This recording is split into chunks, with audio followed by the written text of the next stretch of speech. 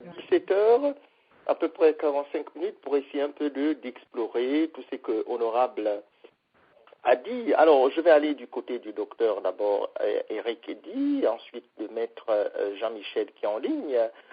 Docteur Eric Eddy, votre synthèse par rapport à tout ce que vous aurez entendu. Rebonjour, docteur Eric Eddy.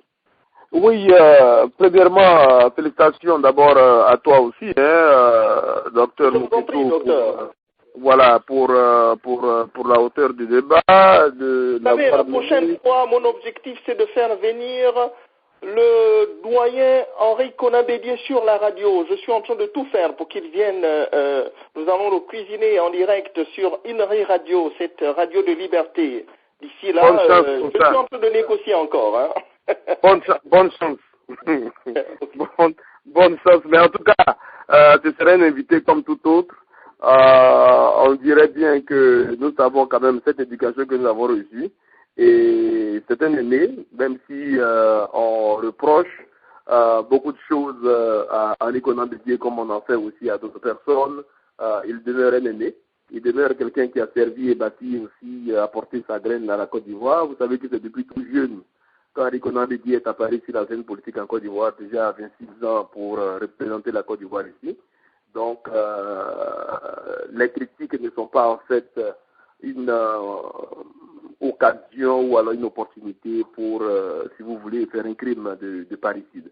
Mais ceci étant dit, comme introduction, je crois que il y a quelques petits points que je voudrais relever dans l'approche, les réponses données par l'honorable Kakabé. Qu'il faut l'avouer, donne du plaisir à écouter. Il, en tout cas, s'exprime très bien pour un homme et un leader politique. C'est aussi ça le débat des idées, surtout parce que ce qui a manqué. Hier, j'ai eu la chance de m'asseoir aux côtés de quelqu'un qui a inspiré ma carrière universitaire. Je parle du professeur Seribaï. Et c'est toujours un plaisir de l'écouter. Alors, l'une des remarques qu'il a apporté en son point de vue intellectuel et qui vaut la peine en tout cas d'explorer, c'est qu'avec l'éclatement de la crise, il y a eu aussi, non seulement cette crise physique, cette guerre, mais il y a eu aussi la crise des idées. Et là, ce n'est pas la confrontation des idées novatrices, mais c'était plutôt le manque des idées. Et je crois qu'en tant qu'universitaire, en tant qu'enseignant, on peut aussi faire notre meilleur culpa dans sur cette question, voire nous faire notre autocritique aussi sur ce manque d'idées nouvelles pour avancer les choses. En temps de ce fait, et très rapidement je finirai sur ça, il y a quelques éléments que je souhaiterais. Alors j'aurais bien voulu que cette nouvelle génération-là, sur laquelle on puisse s'attarder un peu et en faire un point vraiment focal, c'est la question du nationalisme, la question parce qu'on ne peut pas parler de refonte d'un État. On ne peut pas faire référence à Félix Houphouët-Boigny, au père fondateur des indépendances en Afrique, aux populations qui ont lutté, aux femmes qui sont descendues dans les rues, marche de Grand Bassam, sans exprimer ce côté de l'Ivoirien, ce côté de l'Ivoirien qui veut son territoire, qui a le droit d'avoir son territoire, mais en même temps aussi qui est ouvert, parce que les faits l'ont démontré. Vous voyez, j'ai senti une petite peur, ou alors il y a quand même une réticence à s'exprimer ouvertement et directement sur cette question. Ça, c'est la première remarque. La deuxième remarque, c'est, vous avez vu que je n'ai pas parlé d'élection de 2015. C'est dangereux déjà aujourd'hui d'aborder. Pourquoi? Parce que aussi bien nous avons dit que des élections organisées dans un contexte de non-désarmement aurait conduit la Côte d'Ivoire dans un chaos. Finalement, on s'est convaincus tous d'y aller à des élections, nous y sommes allés, ça a produit ce que ça avait produit. Je parie que les leaders politiques, les acteurs politiques que nous sommes, ne devrions pas voir 2015 comme une année électorale, mais comme une année à la fin de laquelle, ou alors au début de laquelle, les problèmes actuels qui se posent à la Côte d'Ivoire commencent à connaître un début de résolution véritable. Ce contexte-là pourrait amener la Côte d'Ivoire à une élection. Sinon, nous allons encore entrer dans un autre cycle de violence, très visiblement, parce que les signes sont les mêmes, les ingrédients sont les mêmes. L'armée des Dozo dont on parle et autres, tout ça, c'est encore là, l'impunité. Vous commencez à voir tout ce qu'il y a comme rapport aujourd'hui qui se tourne, hein. Un régime maintenant qui fait l'objet de frondes tout azimut, hein, de la part des mêmes puissants, des mêmes organisations qui hier ont tenu qu'on fermait les yeux sur les crimes des forces qui l'ont mis, au pouvoir. Ces choses existent, persistent. Ce n'est pas forcément le fait d'avoir libéré des leaders politiques et le fait qu'aujourd'hui sur le terrain, le Front populaire ivoirien peut reprendre. Mais jusqu'à où est-ce que ça pourrait arriver?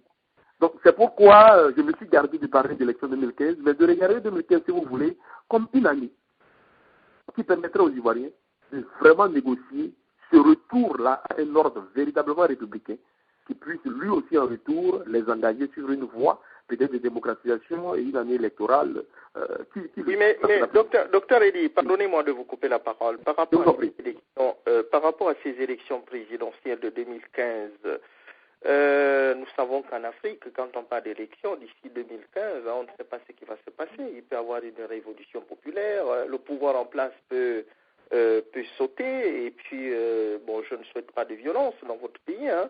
Il peut y avoir des changements radicaux dans votre pays. Tout est possible en Afrique, hein. C'est le continent là où il y a eu plusieurs coups d'État. Alors, par rapport à cette élection présidentielle, je sais que vous êtes un homme de gauche, hein, pas très loin du Front populaire ivoirien. En dehors du président Laurent Gbagbo Koudou, je voudrais vous signaler qu'il nous écoute parfois, et c'est sûr qu'il est à l'écoute de cette émission, puisque nous avons reçu des informations qu'il nous écoute souvent. Il écoute souvent Ineri Radio depuis là où il se trouve. Alors, par rapport à cette élection, aujourd'hui, tout est bloqué. Il y a des rumeurs qui circulent que le docteur Laurent Gbagbo Koudou, il est sur le point d'être libéré, mais il y a des conditions qu'on lui présente. Par exemple, il semblerait de ne plus rentrer en Côte d'Ivoire. Il faut qu'il décide d'aller vivre dans un autre pays étranger. Est-ce que vous pensez que cette élection peut se faire sans le docteur Laurent Gbagbo Koudou? Est-ce que le Front populaire ivoirien pourrait avoir un candidat qui pourra représenter valablement le Front populaire ivoirien? Pourquoi pas vous? Pourquoi pas un autre?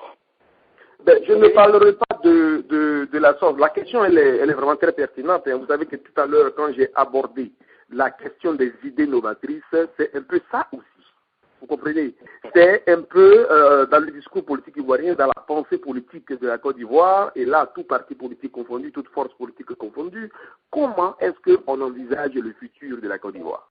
La question que vous posez là, moi, je fais l'importance d'abord de la chose, c'est la question de la refonte ou alors de la remise sur pied d'un pays comme la Côte d'Ivoire où rien ne va.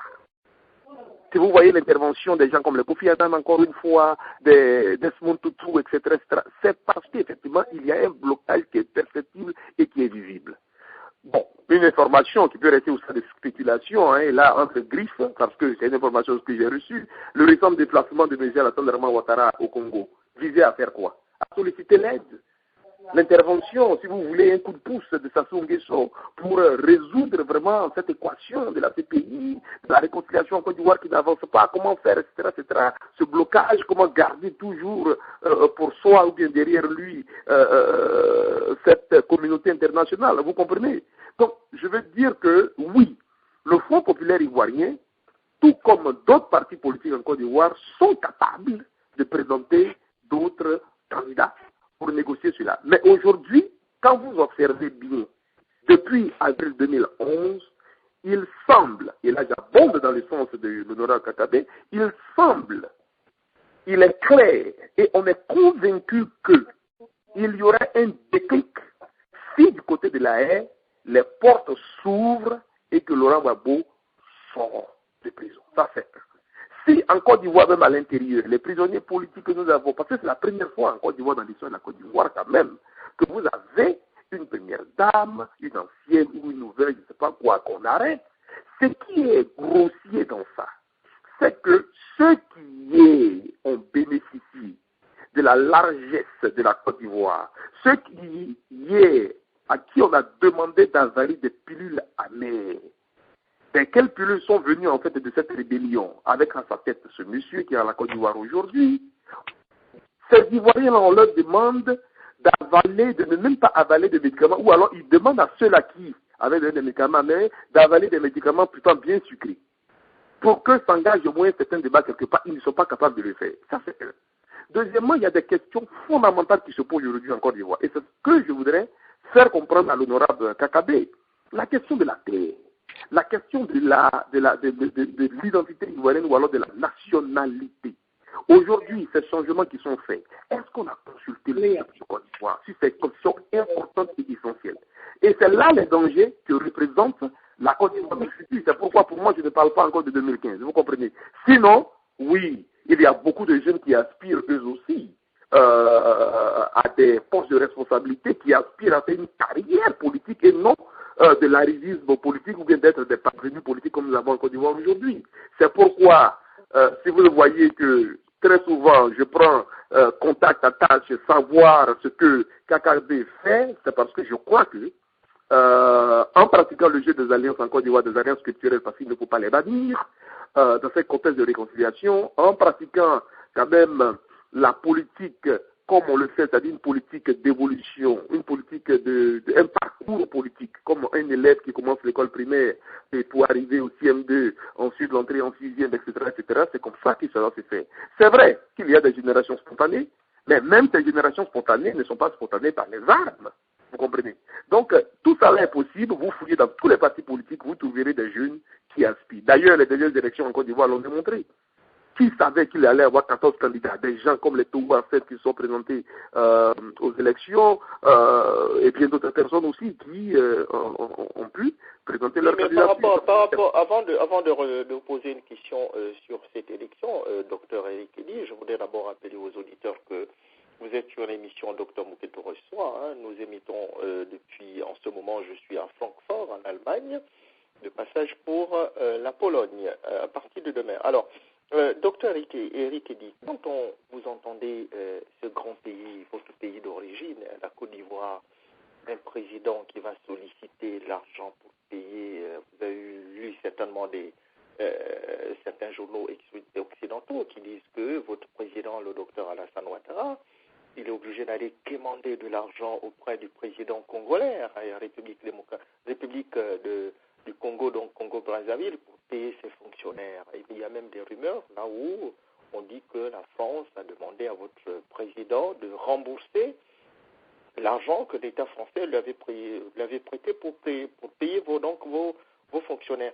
Vous, quand vous entendez ça, est-ce que ça vous fait rire ou bien vous êtes triste ou bien vous pleurez dans votre chambre, docteur Eric Edi? Ça me donne encore le courage de crier et d'inviter les Ivoiriens à s'intéresser à ce que j'appelle la cause nationaliste. Ça me donne encore plus de courage. Je ne pleure pas, mais même si je pleurais, ces larmes-là seraient en fait des larmes, un cri de cœur, mais ça me donne encore beaucoup plus d'arguments, d'énergie pour pouvoir avancer et de comprendre, de faire savoir aux gens que la Côte d'Ivoire, d'au-delà de 2015, ne peut pas être négociée avec Alassane Ouattara. C'est pourquoi je ne parle pas d'élection. C'est la raison pour laquelle, encore une fois, j'insiste sur les problèmes. C'est pourquoi je suis revenu et je reviens encore sur la question de Félix Houphouët-Boigny, parce que on suit jeune, on étudie tous, parce que je ne veux pas dire qu'on a suivi. Quand nous étions à l'âge de pouvoir peut-être comprendre les choses, le président Houphouët-Boigny était déjà assez vieillissant, et malheureusement après, il a été appelé à Dieu, mais au moins on regarde le parcours dans les écrits, dans les vidéos que nous avons de l'homme. On sait au moins qu'au moment où les uns et les autres parlaient des droits civiques, comme je l'ai dit tout à l'heure, le président Houphouët-Boigny, lui, a bâti le PDCI RDA sur les problèmes sociaux du moment, les problèmes de l'école, les problèmes du prix des produits, le problème de l'accès des paysans africains comment on appelle ça, vous savez que le PDCI, enfin le RDA, est maire du syndicat agricole africain, donc c'est les problèmes sociaux. Aujourd'hui, il y a ces problèmes qui se posent en Côte d'Ivoire.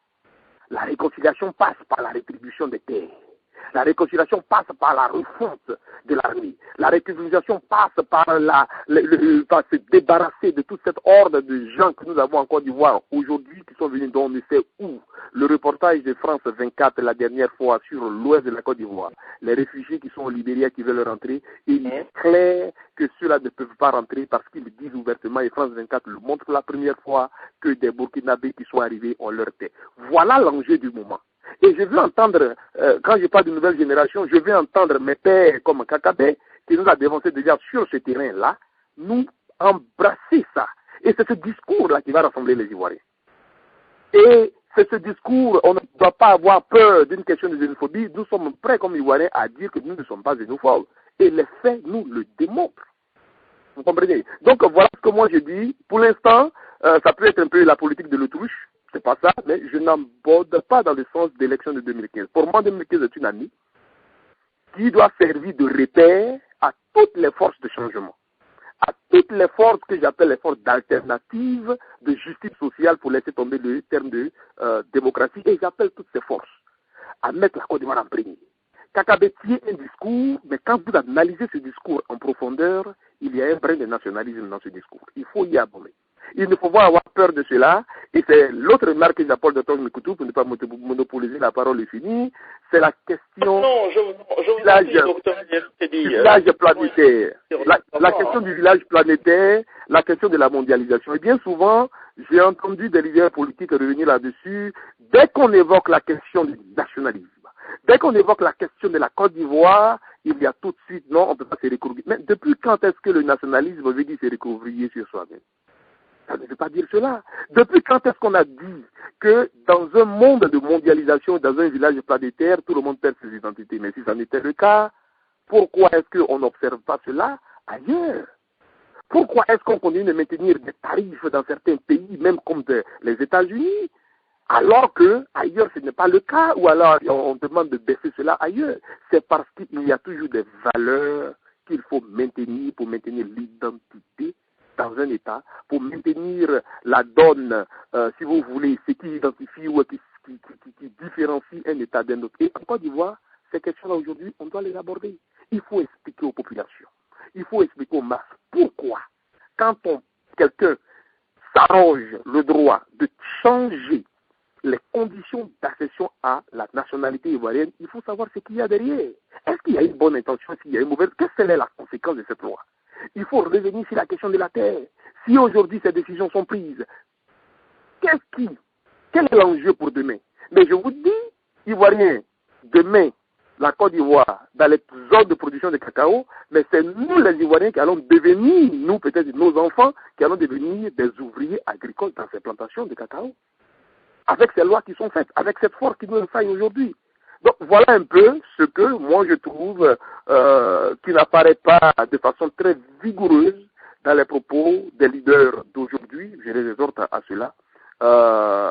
Moi je suis foncièrement nationaliste et je dis que le vocable, l'expression qui émerge aujourd'hui, je n'ai pas choisi d'être ivoirien, je suis ivoirien, on ne doit pas m'en vouloir pour ça. J'ai le droit, comme les Américains qui sont venus ici en 1775, comme je l'ai dit, se sont donné le droit de se défendre et de s'exprimer. Nous avons le droit aussi de le faire, en utilisant tous les canaux.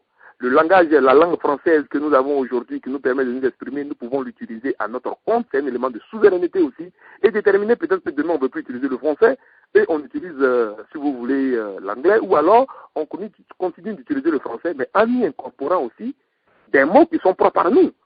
Quand vous avez des auteurs africains, chez Kamilou Khan, vous parlez de, comment il s'appelle, le Malien, de Sage de Marcory, comme on l'appelait, Amadou Ampateba, vous lisez même Bernard Dadier, quand vous lisez leurs œuvres, vous voyez qu'il y a l'utilisation de certaines expressions qui sont typiquement des expressions africaines. Il y a des mots qui y sont glissés parce qu'il n'y a pas d'équivalent. Mais c'est l'autonomie qu'on se donne pour pouvoir le faire. Il faut continuer d'affirmer cela. Donc voilà les problèmes majeurs qui se posent en Côte d'Ivoire aujourd'hui, qui sont importants pour la réconciliation. La Côte d'Ivoire n'attend pas, surtout quand on est du SI, que le président Laurent Gbagbo sorte nécessairement des prisons, mais il y a une question essentielle. Qui a gagné mais docteur, voilà j'ai reçu un message qui me dit qu'il y a nos amis malgaches qui aimeraient donc vous poser quelques questions. Nous avons maître Jean-Michel Razolo Jean-Togo en ligne, mais avant d'aller du côté de Madagascar, docteur Eric Eddy, est-ce que le problème de la Côte d'Ivoire, c'est pas c'est pas d'abord un problème des anciens qui sont là, qui font de la politique? Je vous prends un exemple. Le président Henri Konan Bédié, plus de 3 ans après, il vient se plaindre en se disant qu'on lui a volé sa place, il devait aller au 2e tour avec le docteur Laurent Gbagbo Kudu, et voilà. Est-ce que vous ne pensez pas que ce sont nos aînés qui sont responsables du désordre qu'on rencontre dans nos différents États? Vous avez le cas de la Côte d'Ivoire ici. Docteur Mouketou, je suis d'accord avec vous à un premier niveau qui est celui des générations en politique, dans la politique africaine. Et là, je ne dis pas politique ivoirienne, je dis africaine. Il y a effectivement le problème du remplacement des générations. Et là, quand on parle de remplacement des générations, les aînés pensent toujours qu'il s'agit de les garer ou alors de les évincer totalement. Non, il s'agit de permettre aux jeunes générations d'avancer. Ce problème-là, il est posé depuis longtemps. Madame Nyowan, qui est là en ligne, reviendra, puisqu'elle est de cette maison, elle a suivi aussi, c'est une aînée. Et elle va venir. Elle vous dira, oui, je souhaiterais qu'elle intervienne là-dessus pour donner beaucoup plus d'éclaircissement, parce que nous apprenons cela, nous l'avons lu. Mais quand on parle de ce qui s'est passé en 1980, qu'est-ce qui a amené le président Houphouët-Boigny en ce moment, en 80, à demander qu'il y ait ce qu'on a appelé des élections semi-démocratiques, c'est-à-dire le mode de désignation des députés et des maires? C'est parce qu'en ce moment, en Côte d'Ivoire, il a commencé à avoir la grogne des jeunes générations. Vous comprenez? Et ces jeunes générations-là, c'est les Didier Madi, c'est les Jean-Jacques Béchiot, c'est les Élie Bernard qui ont commencé à demander. Vous comprenez? C'est cette jeune génération qui est allée se former à l'étranger et qui est revenue. Donc, quand il y a eu cela, ça a permis quand même une certaine compétition. Mais ce n'était pas une compétition aussi nationale, c'est-à-dire qu'il pourrait déboucher véritablement sur une démocratisation. Mais il y a déjà eu une grogne. Comme il y a eu des grognes encore à faire, des grognes des années 80 à 1990, vous comprenez? Donc, il y a ce problème générationnel, ça c'est vrai. Mais deuxièmement aussi, je crois que j'ai parlé de la crise des idées, il s'agit de ça. Le Nora Kakabe dit qu'il était évidemment président de la jeunesse du PDCI-RDA et au moment où cela se passait, il était impliqué dans les élections. Lui, il dit que ne pas savoir s'il y a eu, ils n'ont pas été capables de le faire. Le président de ce parti, lui, dit, mais il y a deux sons là. Il y a deux sons. Peut-être que c'est le président du parti qui a véritablement raison parce que c'est ce qu'on a appris. Et donc Kakabe ici, même s'il est jeune et que je le soutiens dans le combat qu'il mène de remplacement des générations, peut-être que c'est lui qui a tort ici ou qui n'a pas le courage de dire quelque chose qu'il devrait dire normalement, puisque ça n'a pas été posé. Mais je crois que l'honorable Gaston Wassena Koné, que moi j'avais approché avant le deuxième tour des élections, m'a dit ceci, qu'au PRCI, il paye le prix du refus de régénération. Qu'au moment où les élections devraient se passer, ils n'ont pas beaucoup misé sur ces jeunes. Ça, c'est les propos, et je suis désolé de les rapporter ici, mais c'est les propos du général Gaston Ouattara Koné quand je l'ai eu au téléphone. Parce qu'en 2010, avant, en tant que président de l'Association des Ivoiriens dans le temps, je lui avais fait une invitation. Étant le jeune colonel ivoirien qui avait baissé le drapeau français pour monter le drapeau ivoirien en 1960, on s'est dit, bon, ben, c'est aussi un acteur de l'histoire de la Côte d'Ivoire et il est venu comme invité. Et c'est après cela qu'il m'a dit ceci. Donc, vous comprenez que, autant je suis d'accord avec la question des doyens qui refusent de céder pour permettre aux jeunes générations d'émerger, parce qu'au PDCI, on considère que Amichia, qui a plus de 60 ans, est toujours jeune, c'est grave pour certaines personnes, vous comprenez, mais en même temps aussi, je dis que les générations qui sont là sont elles aussi jeunes, mais en même temps aussi, elles peuvent être vieilles de par les idées. Oui, voilà. Donc le monsieur Henri Konan Bédié, il serait, je crois, ce serait intéressant pour lui, par exemple, pour qu'il soit préfet ou gouverneur de la région de Zanzan, ou bien de la région de la vallée de Bandama, ou bien d'autres régions, hein, au lieu de s'accrocher en région. Non, docteur Mouketou, je crois que, encore une fois, dans la question des idées, il faut éviter cela, et je vais dire pourquoi. Henri Konan Bédié a été président de la République de Côte d'Ivoire. Attention. Il a été président de la République de Côte d'Ivoire. Il a été Oui, mais renversé par attendez, docteur Eddy, il a été président de la République de Côte d'Ivoire. Est-ce que vous pensez que c'est normal qu'un ancien président de la République, au sorti d'une élection présidentielle de 2010, vienne aujourd'hui dire en 2013, à la fin de l'année 2013, il vient se plaindre en disant voilà, oui, je devais aller, j'ai occupé la deuxième place, on m'a volé ma place, tout ça. Vous pensez que c'est normal sur le plan politique?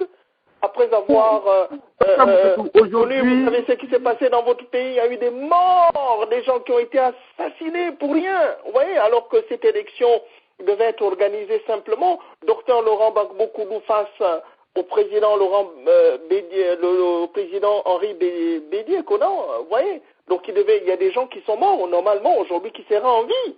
Je suis convaincu que le docteur Laurent Gbagbo Koudou face au président Henri Konan Bédié, l'élection devait se passer dans de bonnes conditions. Si Bédié avait été élu, je suis sûr que le docteur Laurent Gbagbo Koudou devait accepter sa défaite sans problème. Et il y a des gens qui sont morts aujourd'hui qui seraient en vie.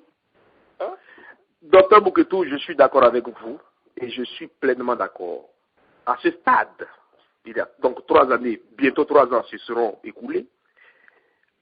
Kakabé tout à l'heure, pour utiliser donc ses initiales, a dit quelque chose. La vérité devrait éclater.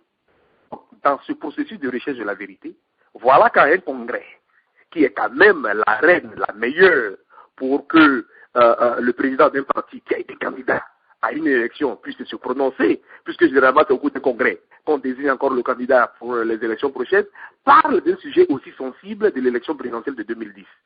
Mais HKB, cette fois-ci, Henri Konan Bédié, il nous permet de revenir sur une question qui revient le plus souvent sur les lèvres des Ivoiriens, qui a gagné véritablement les élections de 2010. Vous comprenez? Donc, en analysant cette question, en cherchant à répondre à cette question, il est important de prendre aussi en compte ce qu'il vient de dire. C'est une déclaration publique qui, parfois, met quand même, jette un discrédit sur l'appareil du PDCI, c'est-à-dire l'appareil électoral du PDCI, qui, en ce moment-là, où la Côte d'Ivoire cherchait à sortir de l'ordinaire, aurait pu poser ce problème véritablement. Mais on dit qu'on a privilégié peut-être la voie de la réconciliation, faire en sorte que les choses puissent avancer. Donc, si on revient aujourd'hui pour en parler, c'est qu'il y a problème. Donc, la question pour moi n'est plus de savoir si c'est normal pour lui de le faire. C'est vilain, d'accord. Où est la vérité dedans? Qui de Henri Konan Bédié, de HKB donc, et de KKB, Konan Bertin, dit la vérité sur les voix qui ont été volées, et donc il y a eu changement de la volonté des Ivoiriens de se donner un président et de choisir un président. Effectivement, je crois que si au deuxième tour... Ce qui veut dire, pardonnez-moi de vous couper la parole, docteur. Je vous en prie, allez-y. Ce qui veut dire que si nous étions dans un état de droit, en écoutant un ancien président de la République, Henri Konan Bédié, se plaindre en se disant que lui, il avait le droit d'aller au deuxième tour lors de la dernière élection présidentielle, si nous étions dans un état de droit, la société civile devait rebondir en disant que, mais attendez, mais qu'est-ce qui se passe? Ces hommes politiques sont en train de se moquer du peuple ivoirien. Donc ce problème peut être posé au niveau de la justice ivoirienne, au niveau de la justice internationale. Vous voyez? Merci pour la brèche. Qui démontrent, attendez, des informations qui démontrent qu'il devait aller au deuxième tour de cette élection présidentielle. Vous voyez? Vous, par exemple, vous qui êtes au sein de la diaspora ivoirienne, qu'est-ce que vous faites par rapport à une telle réaction? Est-ce que vous ne pensez pas que quand vous voyez un ancien président de la République qui vient se plaindre en disant qu'on m'a volé ma deuxième place au cours de la dernière élection présidentielle, vous devez rebondir en allant poser ce problème au niveau des instances internationales, docteur Eric Eddy. Non, je suis, que je vais dire, merci pour l'interpellation. Ça reste un sujet vraiment ouvert et ça devient, si vous voulez, une autre dimension, donc de ce discours de réconciliation ou alors de ce discours sur qui a fait quoi en Côte d'Ivoire, qu'est-ce qui s'est passé ces dernières années. Ça reste un fait, il faut explorer cela. Je dirais ça et je ne dirai pas encore plus sur cette interpellation-là que Dr Moukoutou fait sur la question des élections donc, de 2010. C'est pertinent. Il faut savoir pourquoi Bédié a dit ce qu'il vient de dire. Parce que, en fin de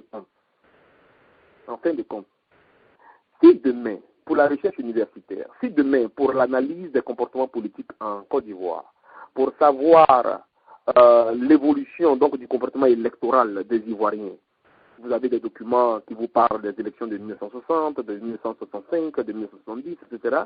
Et puis quand il en vient aux élections de 2010, je vous dis que jusqu'à maintenant, il est difficile de retrouver ces informations pointues, détaillées sur les élections de 2010. Tout ce que vous trouvez, c'est tel a gagné les élections avec tel nombre de voix, en fait tel pourcentage. Vous n'avez pas une répartition donc de ce pourcentage-là dans les différentes régions de Côte d'Ivoire. Ça, c'est un problème pour, encore une fois, la création des idées novatrices. Donc, en ce sens-là, Dr Mouketou, il n'y a pas grand-chose à dire, il n'y a pas encore plus à dire, vous avez pleinement raison. Nous sommes interpellés quand même en tant que acteurs politiques, en tant que chercheurs, toute cette communauté des Ivoiriens doit s'intéresser à cette question. Pourquoi Bédi a dit ce qu'il vient de dire là au congrès, le dernier congrès du PRCIRDA? Et pourquoi Kakabe aussi a dit ce qu'il a dit aujourd'hui? Ça va nous amener peut-être vers une certaine vérité. C'est tout ce que je peux dire. Je peux prendre l'autre question du frère de Bazar. D'accord. Je vais vous mettre en ligne. Nous avons M. Jean-Michel Razolo Jatovo, qui est avocat général à la Cour des comptes, membre du syndicat des magistrats malgaches. Maître, vous n'aimez pas l'expression malgache, pourquoi? Maître Jean-Michel Razolo Jatovo. En fait, vous savez, oui, je vous écoute, vous m'entendez? Oui, on vous entend très bien. Vous n'aimez pas qu'on vous qualifie de magistrat malgache ou bien malgache tout simplement? Oui, parce que vous savez, nous n'avons pas ce terme, cette expression ch. Il n'y a pas de ch comme cela dans notre langue nationale. En fait, on nous appelle tout simplement Malagasy. En anglais, ça se prononce très bien, Malagasy people. On ne dit pas malgache. Ce sont les Français. C'est quoi la différence? La différence, c'est que Malagasy, c'est notre langue nationale, tandis que malgache, c'est la langue française. Vous savez, nous, on est un pays souverain, on n'est plus dépendant des Français, en fait, théoriquement. Voilà. Bon, je voudrais revenir, si vous permettez, à notre... Je vous en prie. Honorable invité, député par la même occasion. Vous avez aussi le docteur Eric Eddy en ligne. Le docteur Eric Eddy, vous pourrez lui poser un certain nombre de questions. Voilà. Allez-y. Oui, voilà, moi je voudrais partir des petites phrases et des formules de notre député qui disait que en Côte d'Ivoire, il propose le pardon pour tous, la justice pour tous. Et moi, j'ai enchaîné en disant, il y avait également la guerre pour tous. Et justement à ce propos, moi, j'ai constaté qu'il n'y a pas de pardon pour tous, il n'y a pas de justice pour tous, puisque, vous voyez, Alassane Ouattara est au pouvoir. Laurent Gbagbo est en prison. La femme de M. Ouattara est au palais. Et Simone Gbagbo est en prison. Le jeune ami de président Alassane Ouattara est au perchoir. Je parle de M. Soro. Tandis que le jeune de Gbagbo, Charles Blodégué, est en prison. Où est la justice sur tous ces points-là? Où est le pardon pour tous? Vous savez, il y a un point commun quand même entre la guerre et l'amour. Il faut être deux pour les faire. Donc, s'il y avait une guerre qui a été qui opposait deux personnalités à ce niveau, moi je pense que tous les deux, ils doivent être mis en examen, soit au niveau national, soit au niveau international. Et moi je regrette que la CPI soit complice à ce niveau, puisque normalement la CPI ne doit pas être une justice de vainqueur. Comment une justice unique comme cela? La CPI doit montrer l'exemple. Moi, je suis bien d'accord avec la CPI, mais il faut que la CPI soit juste, et surtout sur ces questions très sensibles dans les pays africains comme cela, puisque il faut qu'il y ait une réconciliation en Côte d'Ivoire. Et avec la manière dont on instruit les affaires, les atrocités, les crimes contre l'humanité en ce moment, moi je trouve une justice inique et une justice des vainqueurs. Voilà la première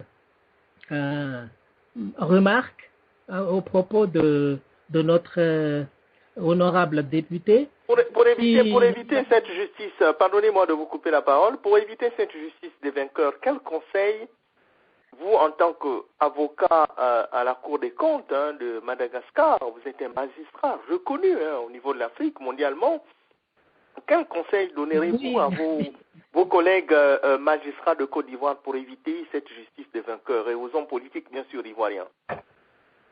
Oui, j'ai déjà proposé quelques mesures concrètes à mes collègues du syndicat de magistrats qu'ils ont bien accepté et que nous aimerions mettre dans le... si on va mettre en place une nouvelle constitution. Moi, je pense qu'il faut pour qu'on puisse avoir une justice indépendante à Madagascar. Et moi, j'ai déjà proposé à notre député tout à l'heure une proposition de loi qui met en place 3 choses au niveau de la justice. Si on arrive à mettre en place ces 3 choses en Afrique d'une manière générale, moi je pense que ce sera un grand pas vers l'indépendance de la justice en Afrique. Première chose, j'ai déjà dit, il faut une séparation de pouvoir. Il faut que la séparation de pouvoir soit concrète. Et pour ce faire, d'abord, il ne faut plus que l'exécutif s'immisce dans la justice pour être, comment dirais-je, le président du Conseil supérieur de la magistrature. Qu'est-ce qu'un homme politique fait là-bas? Là-bas, il faut faire de la justice, non pas de la politique. Donc, à ce moment-là, il faut que le président qui a tout le pouvoir en Afrique, n'ait plus la main mise pour nommer les chefs de cour et les chefs de juridiction. Il faut que ces gens soient élus par leur pairs, c'est-à-dire élus par les magistrats eux-mêmes, puisque eux, ils savent ceux qui sont compétents, ceux qui sont intègres pour être leurs chefs et non pas des gens qui font la lèche pour avoir les postes qu'ils ne méritent pas, mais qui seront au service de l'exécutif.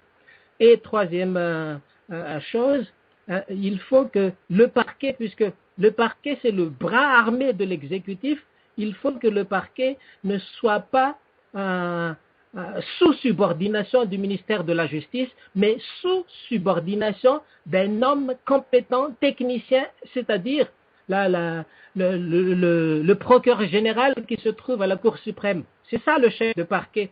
Donc à ce moment-là, on va rendre la justice, mais non pas faire de la politique. Et last but not least, comme disent les anglophones, comme nous voulons l'équilibre des pouvoirs comme aux États-Unis, comme en Europe occidentale, il faut que les juges aient les mêmes avantages que ceux des membres de l'exécutif et de membres du législatif. Voilà, puisque sans cela, les magistrats seront toujours corrompus, puisqu'ils sont mal payés. Donc, si on arrive à faire des propositions concrètes de ce genre, moi je pense que ce sera un grand pas vers l'indépendance de la justice, qui est corollaire de la démocratie, vous savez. Voilà la première proposition. Oui, mais là, c'est par rapport à vos collègues, pardonnez-moi encore de vous couper la parole, mais par rapport au président de la République, le docteur Alassane Ouattara, qu'est-ce que vous lui prodiguez comme conseil? Non, il faut qu'il modifie la loi, la Constitution. Et ça, c'est valable pour toute l'Afrique.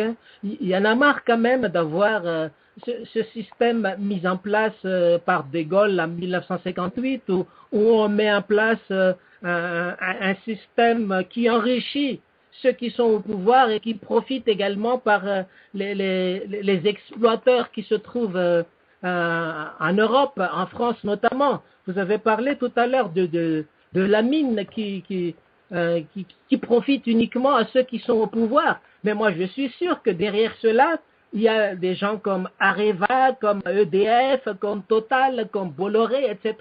Ces gens-là qui pillent l'Afrique, vous savez, et qui nous appauvrit. Et après, quand les Africains s'enfuient pour chercher la prospérité là-bas, ils se font tuer ou ils se tuent en Méditerranée. Bien sûr, africains et africains.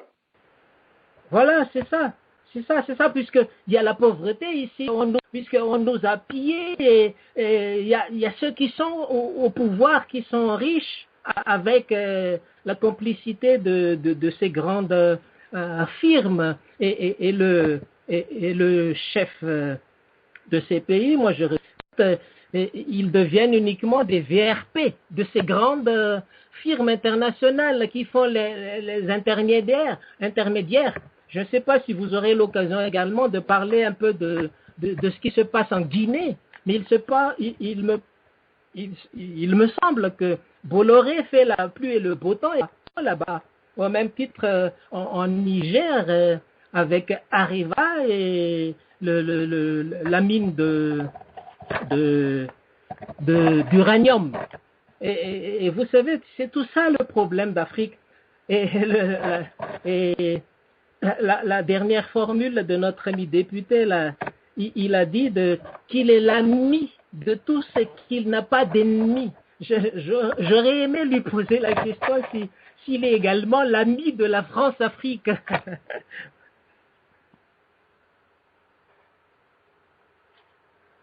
Très bien. Allô? Docteur Eric Eddy?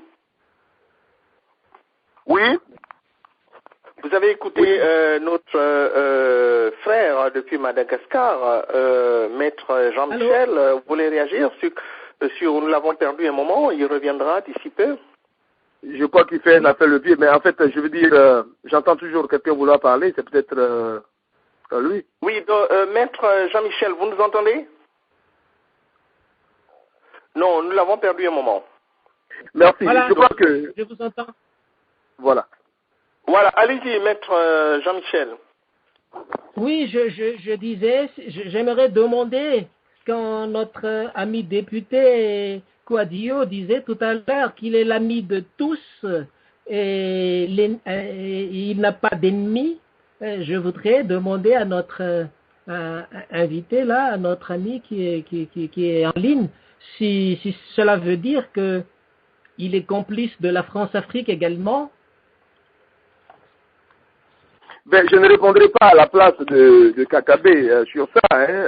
Peut-être que je m'alignerai aussi sur Maître pour poser cette question parce que lorsqu'en début de l'émission, j'ai parlé de la notion de la rupture, vous avez tout de suite compris que Kakabé qui veut redorer le blason du PRCI-RDA en s'appuyant sur l'idéologie, le travail du président Félix Houphouët-Boigny pense qu'il ne faut pas parler il faut établir un partenariat gagnant-gagnant, il ne faut pas nécessairement parler de rupture, quand on sait aussi que l'honorable dans ses rencontres croise des gens comme les Jacques Chirac et autres, tout ça, c'est vrai, on a tout de suite l'envie, avec beaucoup de recul, beaucoup d'analyse, de dire que les réseaux de la France-Afrique ne sont pas prêts d'être dynamités ou alors d'être critiqués vertement par et ça c'est l'un des points aussi qu'il faut révéler. Mais encore une fois, comme je le dis, je ne puis parler en son nom, je ne fais que donner une réponse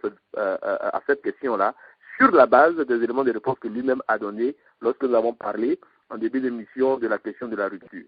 En ce qui concerne la question de la justice et du pardon dont il a parlé aussi tout à l'heure, je pense que je lui donnerai le crédit pour ce qu'il a dit, pour préciser sa pensée, parce que je crois l'avoir entendu dire que s'il faut avoir pardon, il faut qu'il y ait pardon pour tout le monde. S'il faut qu'il y ait justice, il faut qu'il y ait justice pour tout le monde. En ce moment-là, je pense que le message qu'il voulait lancer ici, c'est que la justice ne doit pas être impartiale, elle ne doit pas être partiale, et le thème du pardon aussi ne doit pas être partial, mais tous ces deux éléments. Alors nous disons simplement que effectivement la vérité, la justice, c'est-à-dire comment on appelle ça, les solutions de vérité, les solutions de droit. Lorsque les solutions de droit qui ne produisent pas forcément la justice tout le temps, parce que le droit, c'est les procédures qu'on suit, les maîtres pourraient nous corriger là-dessus, lorsque les solutions de droit n'aboutissent pas, on fait référence ou alors aux décisions de justice ou alors aux solutions de justice, donc par tous les mécanismes possibles pour rechercher la justice, et c'est cela qui aboutit vers le pardon. On ne pardonne qu'à ceux qui ont fauté. On ne peut pas forcément pardonner à quelqu'un qui n'a pas fauté. Et on pardonne aux gens aussi selon la nature de leur faute. Donc, je crois que sur ces éléments-là, je suis d'accord avec la façon dont Kakabe l'a approché. Mais je dirais, pour ce qui est de la justice, pour ce qui est de la CPI, le point d'analyse que j'avais amené une fois sur cette antenne, je crois à l'émission du pasteur Nda, c'est que il n'est pas question, je pense, de remplacer. Allô? Je vous en prie. Oui, je vous prie de lui dire à notre député de formuler des propositions de loi concrètes dans ce sens, dans le sens de l'indépendance de la justice, dans le sens de l'exploitation des richesses naturelles de la Côte d'Ivoire qui doit profiter préalablement aux Ivoiriens. Mais maître, je suis encore une fois d'accord avec vous. Je crois que quand je parle d'éléments de rupture en début d'émission, c'est en fait à tout cet ensemble-là que je faisais référence. Parce que si on veut prendre l'image des différents paliers, étages, si vous voulez, dans un immeuble, vous avez le premier, le rez-de-chaussée, le premier, le deuxième, disons. Et tel que la politique africaine en général est présentée, dans ses relations d'abord internes et ses relations internationales avec les anciennes puissances colonisatrices, vous avez ces relations-là qui existent au deuxième étage. Et au premier étage, si vous voulez, vous avez les relations internes, donc la politique locale, la politique domestique, et puis le rez-de-chaussée peut être ce que, on peut avoir les idées, etc., et tout ça. Alors, ce qui se passe, c'est que tous les changements, la plupart des changements dont nous parlons en tant qu'acteurs politiques, on a l'impression que ces changements-là se situent au premier étage, c'est-à-dire dans la politique domestique. Or, pour parvenir à des États véritablement libérés, des États qui véritablement engagent les politiques et les mettent en pratique pour parvenir à un développement véritable, il faut partir non seulement de ce premier étage, mais arriver au deuxième étage où il faut changer les structures assujettissantes et les structures dominantes. C'est vrai qu'il faut partir d'un point, donc partir sur une très bonne base pour pouvoir gagner cette bataille du deuxième étage. Mais j'ai vraiment l'impression que, et ça ne devient pas forcément un problème générationnel, c'est un problème d'idées, pas d'idéologie, pour ne pas qu'on dise qu'on fait des idéologies marxistes et quoi et tout ça, mais un problème d'idées lorsqu'il en vient à toucher aux structures du deuxième étage, où en fait vous avez des institutions comme la France-Afrique, si on peut l'appeler une institution, vous avez des institutions comme les relations avec les institutions financières internationales, vous avez la CPI aujourd'hui et vous avez bien d'autres organisations. On ne veut pas toucher à cela parce qu'on se dit qu'on est dans un monde planétaire, il ne faut pas toucher à ces structures ou alors il ne faut pas rupturer complètement. Mais depuis quand? Si on continue, on reste toujours là où on est. Si on le fait, on ne perd rien. Il faut bien gagner une bataille, ou alors on reste dans cette situation. Alors, je crois que à ce niveau-là aussi, il y a toute une bataille qu'il faut engager. Je suis d'accord avec Maître, et je pense que l'honorable Kakabe devrait revoir beaucoup plus sa copie en ce sens. Et être vraiment pointueux là-dessus. Il y a plusieurs façons de le dire, il y a plusieurs façons de l'exprimer. On peut le faire de façon très diplomatique. La Côte d'Ivoire et les pays africains ne gagnent rien, ne perdent rien à vouloir négocier cela parce que dans tous les cas, il n'y aurait pas de débat.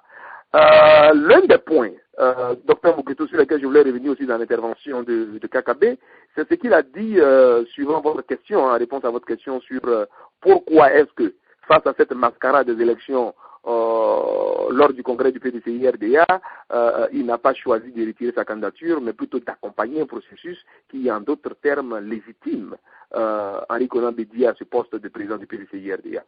La réponse qu'il donne, dans tous les cas, s'il s'était retiré, Henri Konan Bédié serait toujours président. Ça aussi, c'est un danger. Ça aussi, c'est un danger. Pourquoi? Parce que du point de vue culturel, les Africains ont perdu la notion du silence. Et ça, c'est l'Occident qui nous a inculqué ça. C'est l'Occident qui a amené cette influence.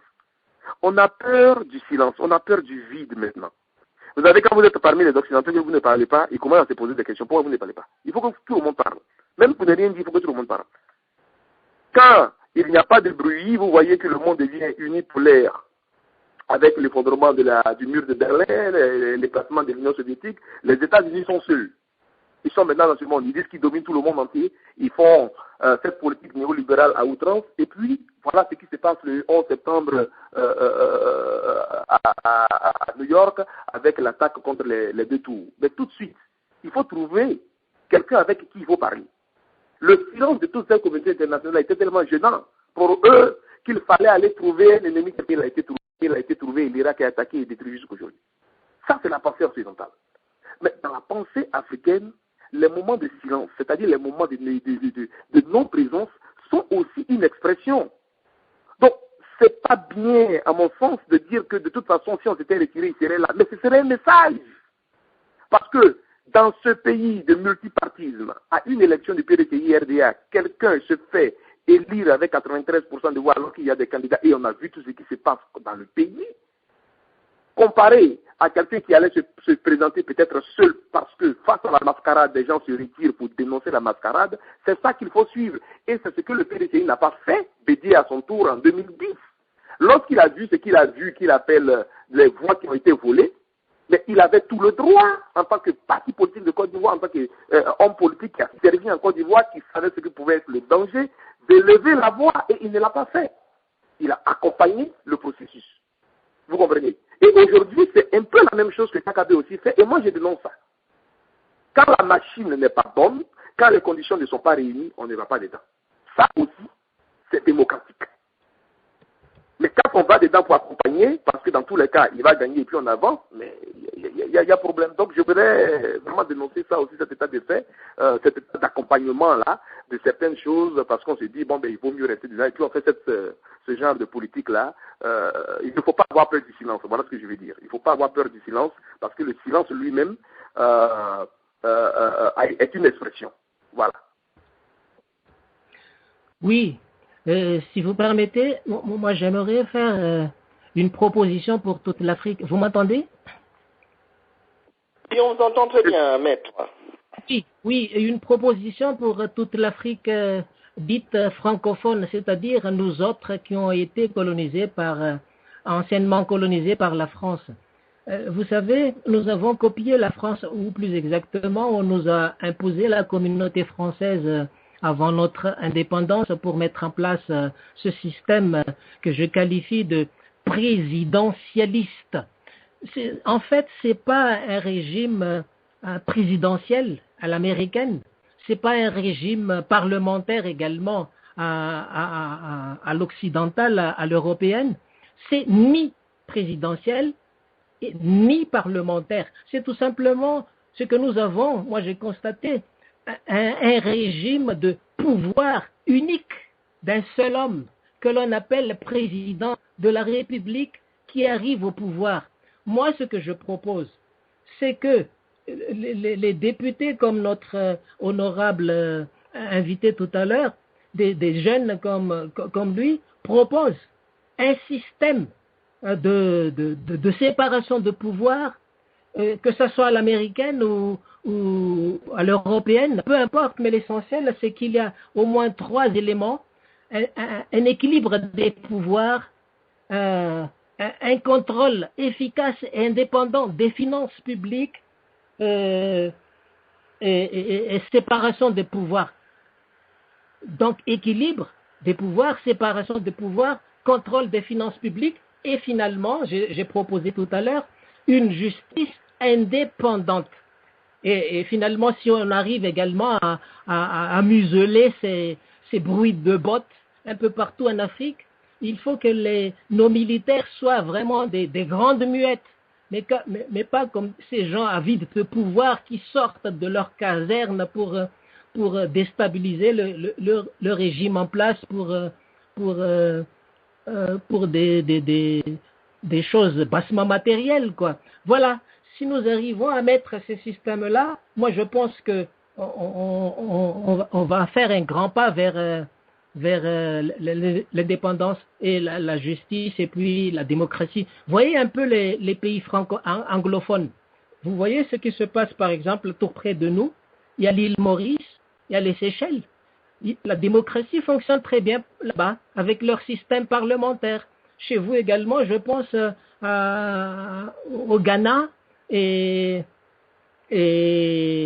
la même chose également, il me semble, en Zambie et ailleurs. Mais nous excellons, les pays africains colonisés par la France, avec notre système de confusion de pouvoir entre les mains d'un seul homme.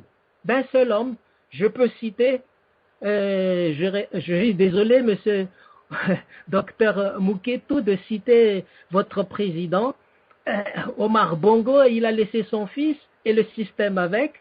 La même chose également, il me semble, au Burkina Faso, c'est la même chose. Excusez-moi, maître. Congo également. Excusez-moi, maître, je crois que là vous allez un peu trop loin. Monsieur Ali Bongo Ondimba n'est pas mon président. Je ne vous attends plus. Je vous en prie. C'est une injure. Hein. Allô? Levez le micro. Oui, maître, je voudrais juste vous préciser que M. Ali Bongo Ondimba n'est pas mon président, maître. Ah. Vous m'entendez? Très bien. Alors, nous avons perdu maître. Certainement, il a eu des frissons quand je lui dis que M. Ali Bongo n'est pas mon président. Docteur Eric dit, je ne vais pas vous garder longtemps. Je voudrais encore vous faire écouter cette chanson sur votre ancien président Henri Konabidi. Ouvrez un peu les yeux, Madame Noa et les autres. Un peu de musique. Le progrès pour tous, le bonheur pour chacun. C'est ça qui est la vérité.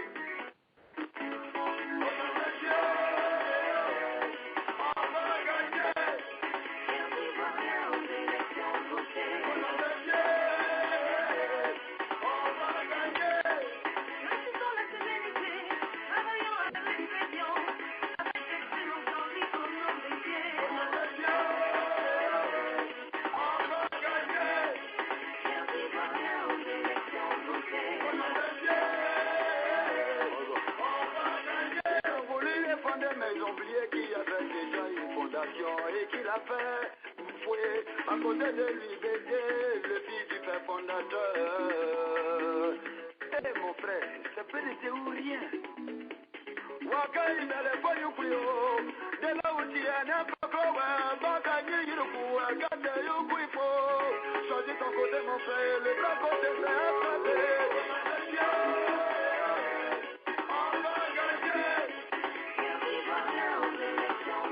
Voilà, docteur Eric Eddy, avec Kona Bédié, c'était le progrès pour tous, le bonheur pour tous. C'était ça, la vérité, avec Bédié Kona.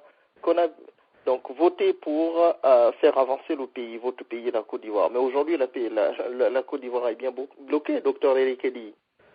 Oui, d'abord, je vais faire deux petits commentaires sur ce morceau que je trouve vraiment très horrible, pas à cause du message, mais l'agencement même musical, ça, je ne reconnais pas vraiment un rythme.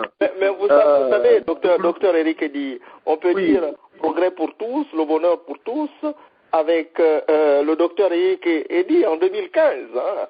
Oui, vous savez, il y a au moins quelque chose que KKB, a dit que tout à l'heure qui est bien. Je crois aussi très fortement à la question de la carrière politique. On fait carrière dans sa profession d'enseignant, de syndicaliste, de médecin. Je crois en ça. Et vous voyez dans plusieurs autres pays, ça se fait. Vous voyez des gens aux États-Unis, comme on a cité des exemples en France, qui commencent leur carrière, ils sont peut-être dans les conseils municipaux ici, ils sont ceci-là. Ça n'exclut pas la génération spontanée, ça n'exclut pas. Mais je crois en ça. L'un des exemples que je voulais donner, vous regardez en Côte d'Ivoire, et mes amis du Front populaire ivoirien peuvent vraiment ne pas s'en offusquer, c'est juste une critique que j'aimais depuis longtemps. En Côte d'Ivoire, en 2000, vous avez quelqu'un qui, pour la première fois, est élu député. En 2001. Et pour la première fois, pour des questions peut-être de géostratégie, de géopolitique, est bombardé président de l'Assemblée nationale. J'ai un problème avec ça. Je crois que ce poste important doit être le résultat de... Le poste de président de la République de Côte d'Ivoire, on le comprend, parce qu'on est président pour un mandat, je le dis, mais écoutez, on est député, on s'était élu pour la première fois, on devient président de l'Assemblée nationale, on répète ça encore avec ce jeu-là dans des élections d'ailleurs de mascarade, et puis on continue avec la mascarade, il devient président de l'Assemblée nationale. Il y a un problème à ça. Il n'y a pas de carrière. Vous comprenez? Il n'y a pas de continuité. On ne voit pas le cheminement. On apparaît comme un cheveu sous la soupe, on fait des choses, et puis après on disparaît, et puis il n'y a plus rien. Donc, je suis pour la carrière. 2015, Éric Eddy, candidat à une élection présidentielle en Côte d'Ivoire. D'abord, je n'en ai pas les moyens. Deux, peut-être qu'on va accompagner KKB ou bien d'autres personnes ça pour le faire, s'ils en ont, d'accord. Mais Éric Eddy, candidat peut-être à d'autres élections au niveau local, c'est possible. Vous comprenez? C'est possible. Parce que avec cette politique de la décentralisation, tout le monde ne peut pas être président et tout le monde ne peut pas être député. Mais tout le monde peut siéger au moins dans un conseil municipal pour travailler au plan local, pour travailler à la réussite de la décentralisation. Vous comprenez? C'est ça que oui, mais docteur Eddy, pardonnez-moi encore de vous couper la parole. Je vous en prie. Je voudrais vous poser une question. J'aimerais avoir une réponse précise. Vous, en tant qu'Ivoirien, Africain, être humain, vous n'avez jamais commis de crime dans votre vie. Comment concevez-vous, comment voyez-vous l'avenir de votre pays? Est-ce que vous n'avez pas peur qu'un jour, au regard de tout ce qui se passe dans votre pays, des gens qui sont armés, toute cette violence, vous n'avez pas peur que votre pays, un jour, sombre dans une violence que personne ne pourra maîtriser? Le pays est déjà dans cette violence, c'est avec ce qui vient de se passer, ce que nous avons connu. Oui, quand je parle, pardonnez-moi, quand je parle de violence, vous connaissez l'histoire, vous avez parlé de la Révolution française, de la langue, dans la Révolution américaine, etc., la langue américaine, l'importance de la langue américaine. Vous n'avez pas peur que votre pays se retrouve un jour dans une révolution que personne ne pourra maîtriser? Oh, si c'est une révolution, elle sera maîtrisable. Si c'est une révolution, c'est-à-dire un processus ou un mouvement de changement radical pour remettre ce pays, la Côte d'Ivoire, sur ses rails à lui, ce sera maîtrisé. Ce sera maîtrisé. Les acteurs vont le faire. Si c'est un soulèvement populaire, une ratatouille, pas préparé, mal préparé, en ce moment-là, ça va donner naissance à ce à quoi nous sommes d'assister maintenant, qui s'est passé depuis 2002. Des gens ont défilé sur cette radio un peu partout pour dire oui, c'est une révolution démocratique qu'on engageait. Non, c'était une bêtise qu'on engageait, c'est pourquoi nous sommes encore dans ces problèmes. Sinon, si vous parlez de révolution engagée, une révolution peut connaître des couacs, peut connaître des problèmes, ci et là, mais vous voyez au moins le bout du tunnel, vous voyez au moins les jalons qui sont posés pour parvenir à quelque chose. Donc, si c'est une révolution, je pense que ça pourrait aboutir. Si c'est un soulèvement populaire. Mais, je crois que l'appel doit être lancé. Moi, je reviens encore sur ma notion de nationalisme. Je reviens encore sur ma notion de baptisme donc d'une Côte d'Ivoire. En Côte d'Ivoire, il y a culturellement un jeu d'alliance entre les communautés, pas possible.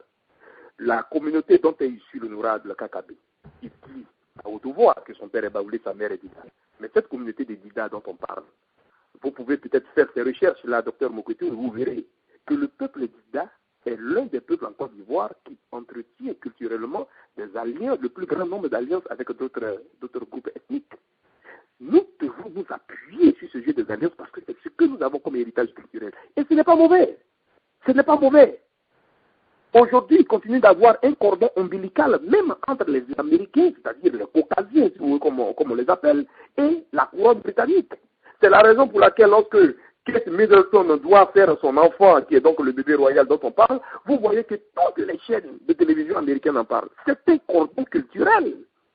En Côte d'Ivoire, nous devons aussi faire rejouer et remettre ça. Et je crois que pour donner de la chair à l'os à ce que dit HKD quand il parle de mécanismes à mettre en place, c'est l'un des mécanismes qu'il faut utiliser. Donc les Dida, par exemple, sont en alliance avec un groupe ethnique qu'on appelle les Abès, un groupe ethnique qu'on appelle les Baoulés, un groupe ethnique qu'on appelle les Agnis, les Ébriers, les Mbato, en fait, largement. Et ces alliances culturelles existent aussi avec d'autres groupes, entre les Yakouba et les Malinki, etc., etc., etc. Pour faire jouer cela. Donc, docteur Mbedou, moi je crois, pour répondre vraiment à cette question, j'ai bien peur. C'est vrai, il est possible que nous en arrivions à ce stade, mais si c'est une révolution, comme vous le dites, elle sera maîtrisée et elle remettra notre Côte d'Ivoire sur les rails. D'accord. Merci, docteur Eric Eddy. Je vais vous libérer bientôt. Alors, je vais aller mettre rapidement. Est-ce que vous voulez conclure? Vous avez un mot? Est-ce qu'on peut poser une question au maître? Oui, je viendrai. J'ai bien prévu. Hein, ne vous en faites pas. Sister Sarah, je peux me libérer alors. Très bien. Je vous regarde très bien. Vous auriez la parole. C'est bien noté. Madame Noir, je sais que là-bas, elle est en train d'attendre Pasteur Nda et les autres. Vous auriez la parole. Ne vous en faites pas. Alors, je vais aller du côté de Madagascar. Maître, votre dernier mot, rapidement, 1-2 minutes. Oui, vous avez parlé tout à l'heure de révolution. Moi, je pense que nous, en Afrique, nous avons besoin de cette révolution. Vous savez, révolution, c'est pour sortir d'une mauvaise situation pour aller vers une autre meilleure. C'est ce que moi, j'ai proposé tout à l'heure et ça commence par la mise en place d'une structure, d'un système équitable, démocratique et transparent. Pour ce faire, il nous faut une révolution et on compte sur les jeunes députés que vous avez invités aujourd'hui.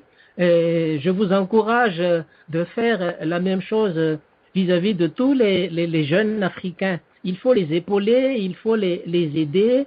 Moi, j'ai proposé à notre député de faire une proposition de loi concrète.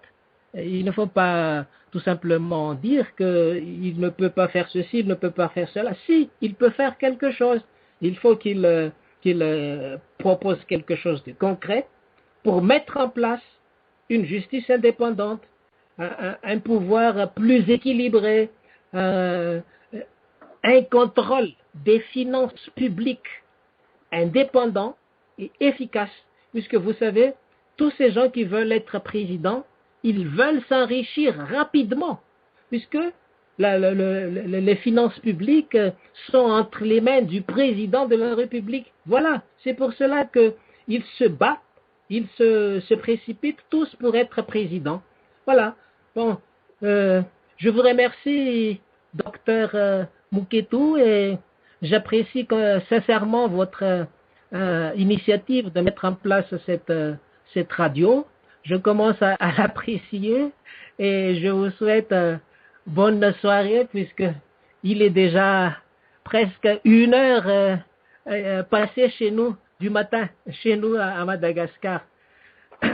Et au revoir à tout le monde. Velum, comme on dit avec notre langue nationale, velum, ça veut dire au revoir. Merci beaucoup, Maître. Nous voudrions surtout remercier M. Jacques Roger qui a eu cette initiative de mettre en place cette radio. Nous sommes là pour animer des émissions, des débats entre frères africains. Merci et que Dieu vous bénisse, si vous croyez à Dieu, bien sûr. Alors, docteur Ekedi, n'hésitez pas. D'accord. Non, c'est le docteur. Merci beaucoup. Alors, docteur Eric Eddy, c'est intéressant, c'est toujours difficile de vous avoir sur notre émission. Pour moi, c'est un grand plaisir donc de vous avoir aujourd'hui. Nous allons aller du côté de Sister Sarah et Madame Noa et Pasteur Nda, certainement, qui vont poser un certain nombre de questions et puis faire leur point de vue. D'abord, cette femme politique, Madame Sister Sarah, rebonjour, comment vous allez? Oui, bonjour, docteur Moketou. C'est dommage que vous ayez laissé partir le maître parce que c'est à lui que je voulais poser ma question. Attendez, maître, est-ce que vous êtes toujours en ligne? Est-ce qu'il est parti, maître? Je suis toujours là et je l'entends très bien. Ah, il est là, il est en ligne, voilà, très bien. Allez-y, Sister Sarah. Le maître est encore là, docteur Moketou, parce que, bon, écoutez, on n'a pas eu l'occasion de leur poser assez de questions. C'est vraiment dommage, mais je vais quand même lui poser une question puisqu'il est déjà 1h du matin et qu'il veut s'excuser. Je crois que dans l'avenir, donnez-nous l'occasion de poser assez de questions à vos invités. Ça va nous aider, nous, à comprendre et à résoudre nos petits problèmes personnels. Merci. Alors, maître, ma question, c'est la suivante. Je vous entends dire depuis 2 semaines ou un peu plus que vous avez proposé que le poste de, par exemple, président, je crois, de la Cour suprême soit un poste électif et non pas un poste nominatif. Donc, je comprends cela. Mais mon problème, c'est comment est-ce que vous pouvez garantir l'honnêteté chez les Africains ou chez les Malgaches quand on sait que la corruption est quelque chose qui se manifeste de façon naturelle chez nous. Et oh là là! Oui, je fais un peu docteur Moketou. Et même si, c'est pour ça que nos sociétés n'avancent pas, et même si on élit le président, qu'est-ce qui vous prouve que même les avocats et tous ceux qui sont là ne seront pas même des corrompus qui vont choisir leur ami qui va peut-être faire leur affaire. Donc, quelles sont les garanties que vous avez pour permettre que ce processus-là soit vraiment honnête? Voilà. Merci. C'était ça ma question. Oui. Je comprends très bien votre question, madame. Et justement, à ce propos, je veux vous dire que les magistrats sont en fait, dans toute l'Afrique, entre le marteau et l'enclume. Il y a d'abord ce problème que vous évoquez, c'est-à-dire la corruption. Ça, c'est autre chose. Mais il y a l'autre problème également dont je propose une solution pour atténuer, c'est la pression politique émanant de l'exécutif. Ça, déjà, si les magistrats sont nommés par une seule personne, à savoir l'exécutif, c'est-à-dire le président, vous voyez un peu, c'est Louis XIV. Le président, il est dans l'exécutif, il aura la majorité au sein de l'Assemblée et ensuite, il nomme également les juges. Tout au moins, il y a une balise. Si les juges, notamment les chefs de juridiction et de cour, sont élus par leur pairs. Vous savez, les magistrats ne sont pas tous des malfaiteurs ou des malhonnêtes. Il y a des gens compétents, il y a des gens honnêtes qui savent très bien désigner leurs chefs, les chefs qui sont honnêtes, qui sont compétents. Donc là, c'est déjà une balise d'être élu par plusieurs personnes que d'être désigné par une seule personne. En ce qui concerne lutte contre la corruption, moi, je suis en train d'y réfléchir avec des amis et je me suis inspiré de la traque des biens mal acquis. Moi, je pense qu'il faut commencer par là. C'est difficile de trouver des preuves de corruption, mais on voit ceux qui se baladent avec des Ferrari, qui ont des villas sur la côte d'Azur ou d'hôtels particuliers à Paris. Donc, il faut traquer ces biens-là. Et c'est bien également de traquer, mais il faut, en amont, proposer quelque chose quand même de valable pour nos magistrats. Il ne faut pas que les magistrats soient sur un même pied d'égalité que les pauvres de nos pays. Hein. Il faut quand même qu'ils ont leur stand-in. Donc c'est ça que je propose de donner à ces gens-là les mêmes avantages que ceux de l'exécutif et du législatif. Voilà, si on arrive à mettre des choses équitables, vous savez, c'est l'équilibre. Équilibre et après, contrôle la réciproque des pouvoirs. Ça se passe aux États-Unis, ça se passe en Europe, pourquoi pas chez nous?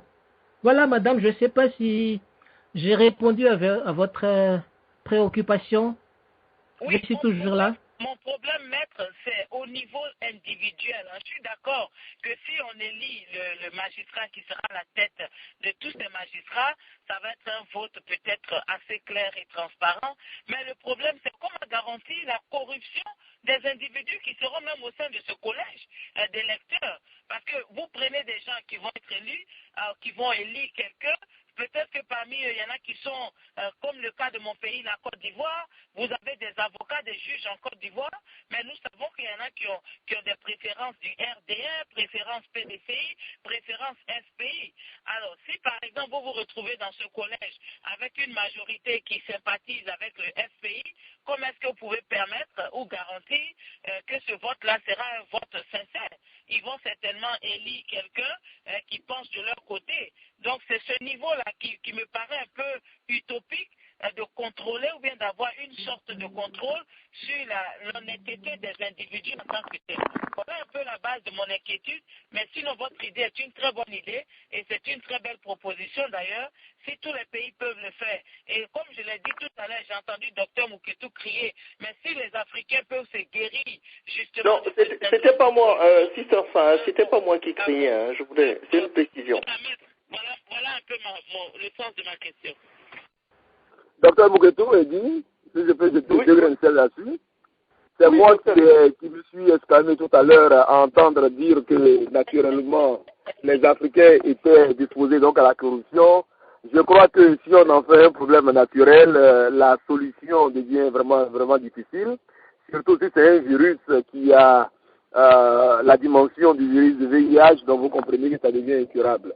Étant donné qu'on croit que ce n'est pas incurable, je dis encore une fois que si nous voulons faire le travail du retour aux idées, du travail au retour à nos cultures, on verra bien aussi que quand même la corruption, les forces pratiques, comment on appelle ça, l'hypocrisie ou alors ces formes de corruption là dont on peut parler n'étaient pas bienvenues quand même, étaient sanctionnées dans nos communautés. Vous comprenez? Donc, c'est tout un peu fort. Mais en même temps aussi, je crois que Sister Sarah pose un problème ici qui nous fait automatiquement penser que la corruption est multisectorielle, elle est multidimensionnelle et il n'y a pas qu'une seule entité. Donc, l'autre conséquence de la question que pose Sister Sarah, c'est que les élections ne sont pas fondamentalement la solution au problème de corruption ou au problème du respect de l'état de droit ou bien de la règle dans nos comportements politiques, dans nos comportements sociaux. Il faut donc rechercher ailleurs. Moi, je dis que dans un pays, quand la corruption est forte, c'est que le système de justice lui-même est faible. Or, quand il y a moins de corruption, c'est que le système de justice est fort, ça veut dire qu'il y a des sanctions qui sont appliquées. C'est parce que le règne d'impunité dont on parle aujourd'hui, quand on parle d'impunité, c'est en train de circuler, c'est parce que vous a pris des armes, il a tué là-bas et puis on n'a rien fait. Mais il y a l'impunité aussi, qui circule beaucoup en Afrique sous la forme de la faiblesse donc des institutions, surtout judiciaires, dans la sanction contre ceux qui commettent des crimes, si vous voulez même économiques, ou bien des crimes d'attentat à la pudeur. Combien de fois est-ce qu'on sanctionne quelqu'un dans notre système de justice, quelqu'un qui a violé par exemple une jeune fille? Combien de fois Très bien.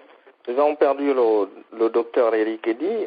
Voilà. Sister Sarah, vous voulez ajouter quelque chose avant d'aller du côté de monsieur Lucien Kwasi?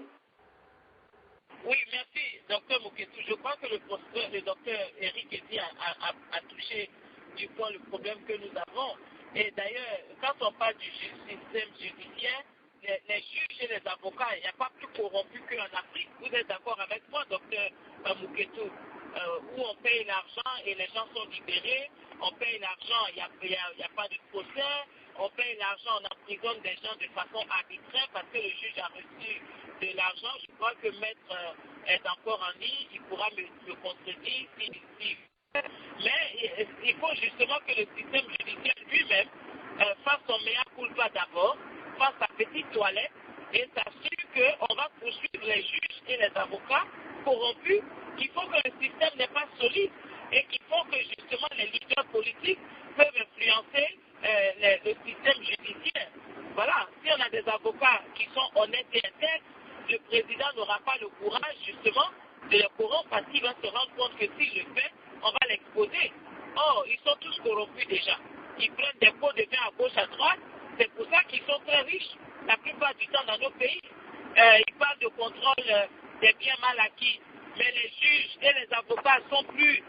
côté que les présidents de République en Afrique parce qu'ils ont plus de biens mal acquis puisqu'ils prennent de l'argent à gauche, à droite avec les gens qui doivent être emprisonnés, militaires.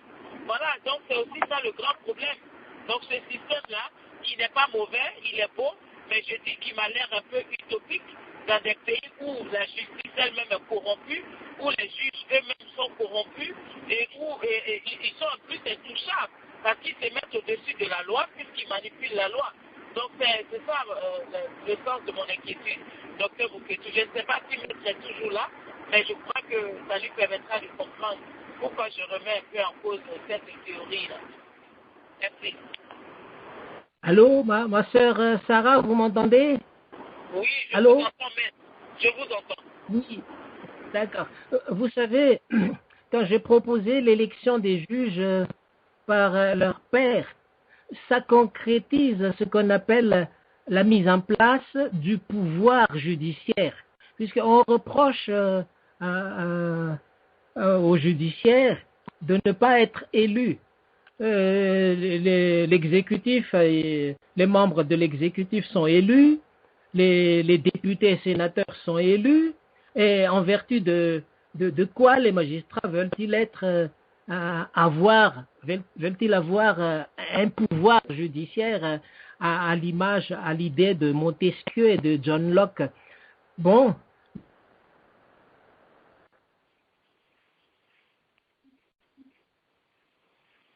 Aux États-Unis, dans les justices de district, et il y a l'équilibre au niveau de la Cour suprême. La Cour suprême, certes, les magistrats aux États-Unis sont nommés par le président de la République, mais ils restent à vie. Ça, c'est une balise. Tandis que chez nous, on n'a pas cela. On a les juges qui sont les chefs de cour et les chefs de juridiction, mais ce sont des juges désignés par une seule personne, par décret.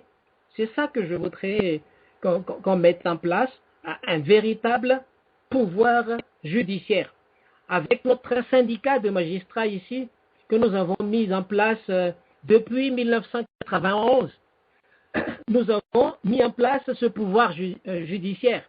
Mais malheureusement, avec les magouilles et les agissements des politiciens, ils ont laissé tomber cela pour revenir toujours à ce fléau, c'est-à-dire le pouvoir d'un seul homme. Voilà, c'est ça qui se passe chez nous pendant la Première République.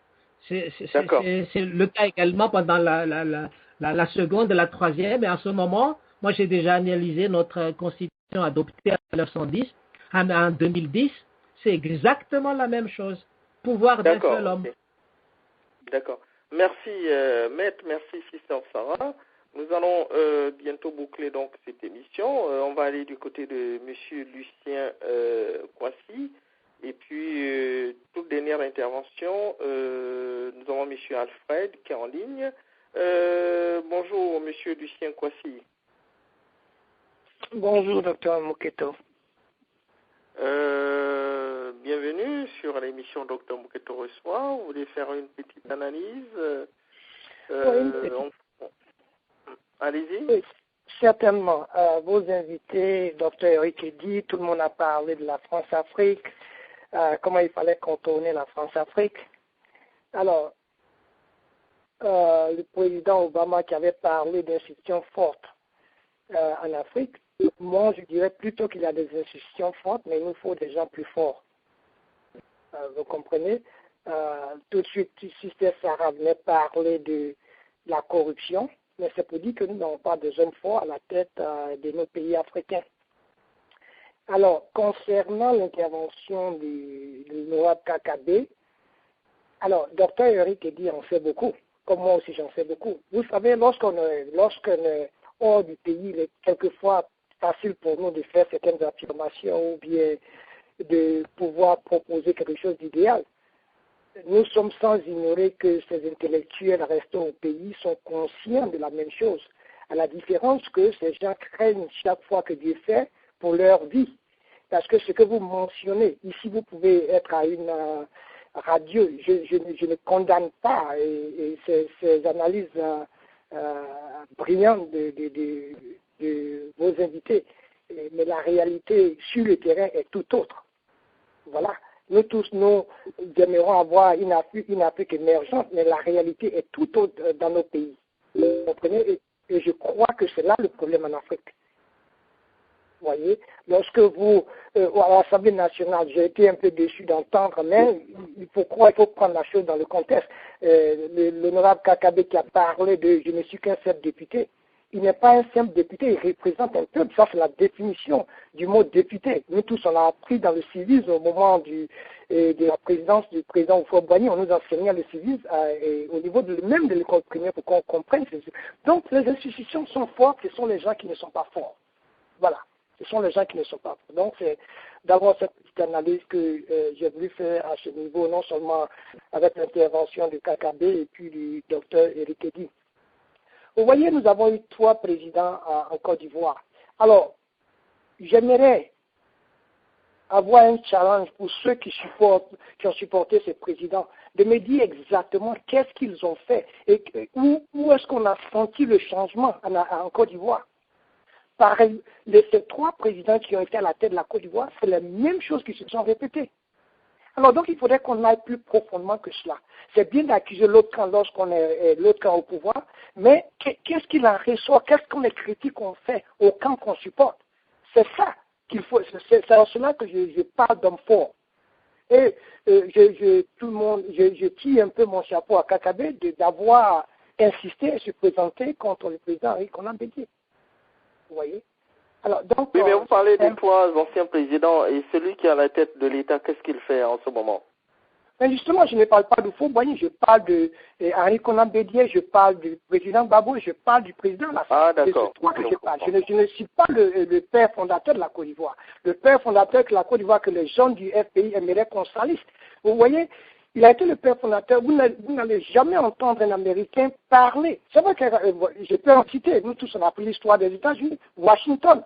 Mais aujourd'hui, lorsque vous entendez parler de Washington, c'est comme il était vénéré.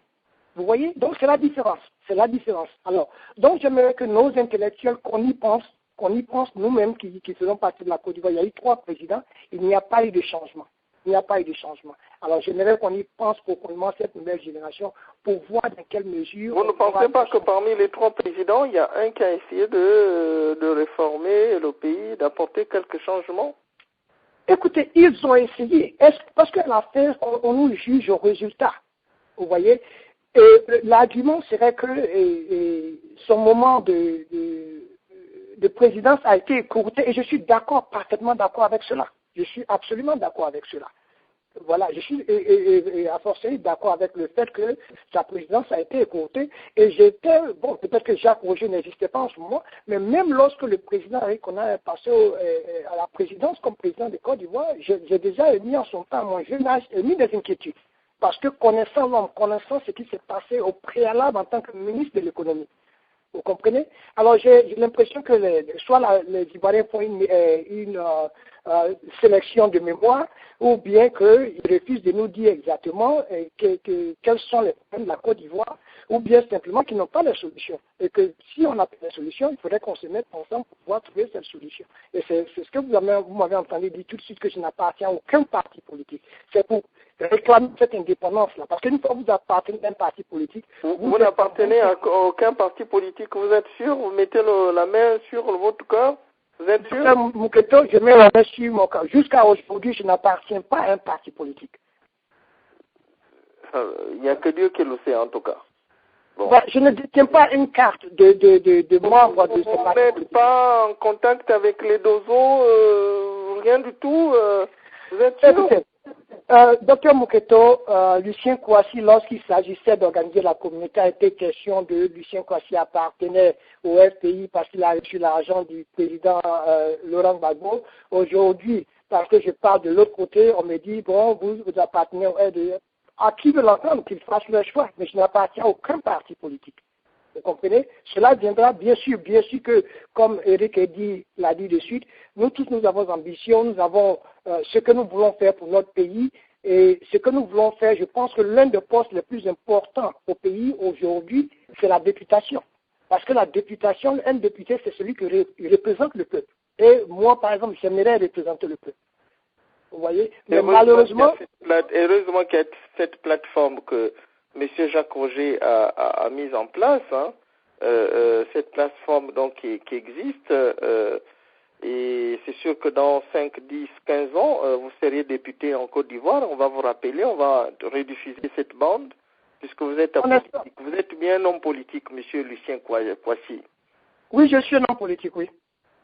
Voilà, très bien. Je suis un homme politique sans parti politique. Voilà. C'est sûr que entre le président Henri Konan Bédié, le président Laurent Gbagbo Koudou, le docteur Alassane Ouattara, c'est sûr que vous êtes quelque part, monsieur Lucien Kouassi. Vous êtes quelque part entre les trois. Mais docteur Mokete, bon voilà, je préfère qu'on reste sur je ne suis pas, je vous l'affirme, que je ne suis pas, mais comme je préfère qu'on reste sur le sujet du jour qui est... Très bien, restons un peu sur le sujet, je vais vous libérer puisque nous sommes à la fin de l'émission. Quand on entend que le président, votre président rachète les biens d'Houphouët-Boigny, qu'est-ce que ça vous dit? Vous qui n'êtes pas politique. Écoutez, je n'ai pas dit que je n'étais pas politique, il faut faire la nuance. Je n'appartiens pas à un parti politique, je n'ai pas dit que je ne suis pas politique. Voilà, ça c'est différent. Bon, très bien. Le docteur Alassane Ouattara qui va acheter ce patrimoine aussi riche immobilier du fait président Houphouët-Boigny, qu'est-ce que ça vous dit? Acquis par Houphouët-Boigny et qui avait été vendu sous le régime je crois, de Laurent Gbagbo Koudou. Ben, j'ai dit que c'est triste, c'est tout ce que je pourrais dire. C'est triste, hein. Très bien. Oui, c'est triste. Et sur l'honorable que vous avez écouté, vous pensez que c'est un homme d'avenir, un homme politique d'avenir?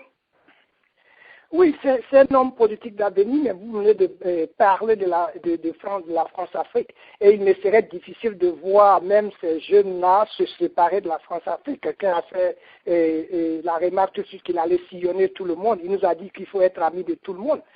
Écoutez, le docteur, la question que je voulais vous poser, est-ce que vous pouvez faire une politique sans argent? Est-ce que vous pouvez le faire, vous, docteur Mouketo? Oui, l'essentiel, ce n'est pas mettre la main dans les caisses de l'État, comme votre ami, vos amis d'Ozo qui sont à la tête de la Côte d'Ivoire. Écoutez, bon, je comprends dans quel sens. Bon, moi, je ne vais pas aller du côté des deux. Ce que je voulais vous dire simplement, tout le monde sait pourquoi l'honorable Kakabe sillonne à l'Europe aujourd'hui. Vous voyez, ce qui est utopique, c'est que nous-mêmes, les Africains... Excusez-moi, quand vous parlez de l'argent, le problème, c'est qu'on confond le trésor public d'un État, dans nos États, et l'argent personnel ou bien la formation d'un parti politique.